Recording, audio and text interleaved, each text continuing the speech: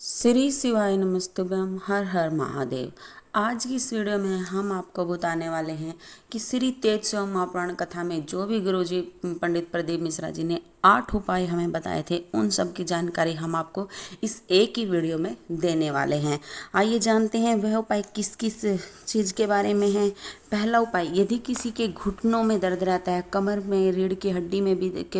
में दर्द रहता है, उसके मनकों में गैप आ गया है, डॉक्टर ने ऑपरेशन के लिए बोल दिया, तो उसका उपाय भी हम आपको इस वीडियो में बताने वाले हैं। और दूसरा, यदि किसी को जल चढ़ाते समय जीवन बीत गया है, उसके जो घर की परेशानियां हैं, दुख तकलीफ दूर ही नहीं हो रही है, मनोकामना उसकी पूर्ण ही नहीं हो रही, तो उसके लिए भी हम उपाय आपको इस वीडियो में बताएंगे। और साथ में यदि किसी को रात में नींद की गोली खानी पड़ती है, उसको रात को नींद ही नहीं आती, तो उसका उपाय में हम आपको इस वीडियो में बताने वाले हैं। और साथ ही यदि किसी की शादी को बहुत कई वर्ष हो गए हैं, 10-20 साल हो गए हैं, उसको संतान प्राप्ति नहीं हो रही, संतान प्राप्ति का उपाय भी हम आपको इस वीडियो में बताएंगे। और यदि किसी नारी की ज़िंदगी में बहुत दुख तकलीफ आ गई है, बहुत दुखी का परेशानियों से विपरीत परिस्थितियां जीवन में आ गई है, तो उसका उपाय भी हम आपको इस वीडियो में बताने वाले हैं। और साथ में ही यदि किसी के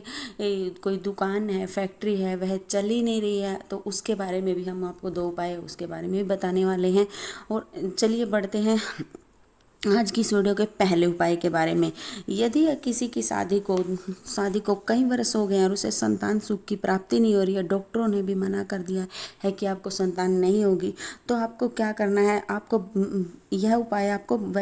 सोमवार की अष्टमी के दिन करना है। आपको क्या करना है, बेलपत्री के पेड़ के नीचे उसकी छाया में किसी ब्राह्मण को या ब्राह्मणी को बच्चों सहित, बच्चों को उनकी गोद में बिठा करके शिव को लगा हुआ जो भोग है, खीर का भोजन है, वह उन्हें करा देना है। उनके बच्चे हुए जो भी उनका बचा हुआ भोजन होता है, उसको यदि पति पत्नी दोनों उस बेलपत्री के पेड़ के नीचे ही खा लेते हैं और दीपक जलाकर बाबा से विनय करके सोमवार की अष्टमी को आता है, तो बाबा उसकी जल्दी ही झोली भर देता है, जल्दी उसे संतान सुख की प्राप्ति हो जाती है।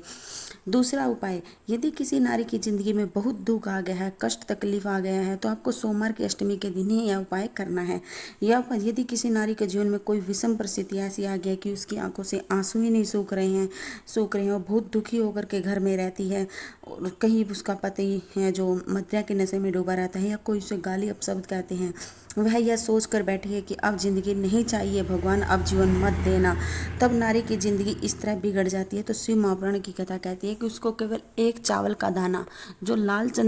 जिसके लाल चंदन लगा हुआ हो, और एक बेलपत्री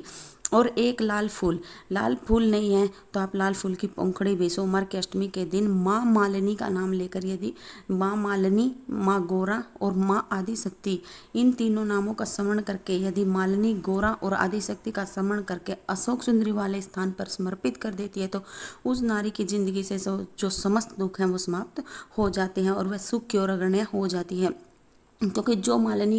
माँ मालिनी का नाम लेकर के ये अशोक सुंदरी वाली जगह पर ये तीनों चीज़ों को अर्पित कर देता है, तो उसे माँ मालिनी अपनी गोद में खिलाती है, उसके जीवन में कभी भी दुख कष्ट नहीं आता है।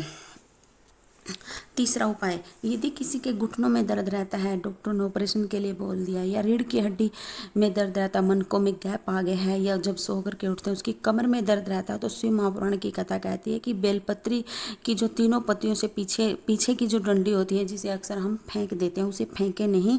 उसे यदि शिव की 5 बेटियां जया, विषहरा, सामरीहारी, दोदली, देव का स्मरण करके उस डंडी को अशोक सुंदरी वाली जगह पर अर्पित करके उसका आचमन कर लेता है, तो उसके कमर घुटनों का दर्द समाप्त हो जाता है, उसे ऑपरेशन की आवश्यकता नहीं पड़ती। यह उपाय आपको लगातार 5 से 7 दिन करके देखना है, आपको आराम अवश्य ही लगेगा।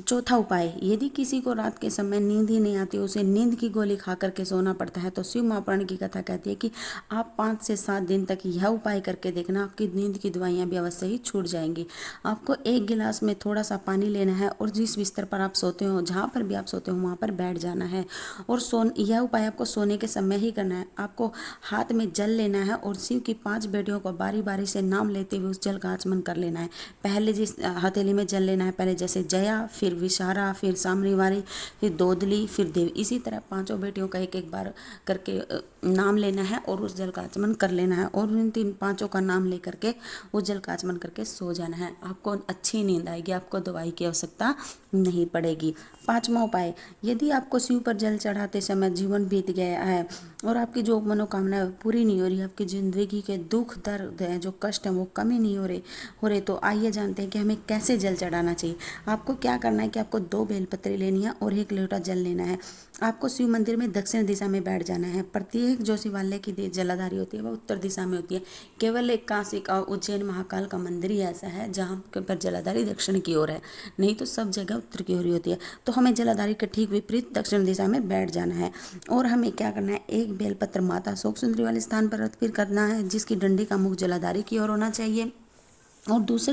दूसरी बेलपत्री है जो वह शिवलिंग पर अर्पित करनी है, जिसकी बेलपत्री का मुख भी जलाधारी की हो रही होना चाहिए। फिर उन दोनों